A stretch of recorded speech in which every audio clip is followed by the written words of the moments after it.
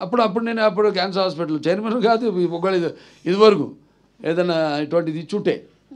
so రేపు అంతే ఇప్పుడు ఇందాక అన్నారు మాటల్లో అది కాకతీయమేమో కాకతాళీయమో యాదృచ్ఛికమోనని సో అలా సినిమా కూడా ఇప్పుడు జనరేషన్ ఇప్పుడు రిలీజ్ ఇప్పుడు రేపు చూస్తారు జనం ఎలా దీనికి ఎలా అంటే అందరూ all age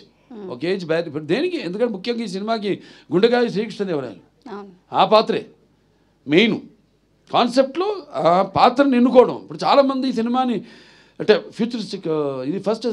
science fiction film అట్లా చాలామంది ట్రై చేశారు హిందీలో ఒక పిక్చర్ ముహూర్తం కూడా చేశారు సినిమా ఇటువంటి సినిమా దాన్ని షెల్ఫ్ చేసేసారు తీయలేదు అలా తర్వాత వచ్చిన సినిమాలు ఏవి కూడా ఇది ఇంత ఇది మన సినిమా సక్సెస్ అయినట్టు ఏది సక్సెస్ కాదు సినిమా ఎందుకంటే మనకి జనం అంటే మనకి ఈ శ్రీకృష్ణదేవరాయల పాత్రని అంత అద్భుతంగా అప్పుడు నాన్నగారు కానివ్వండి అదే నాన్నగారే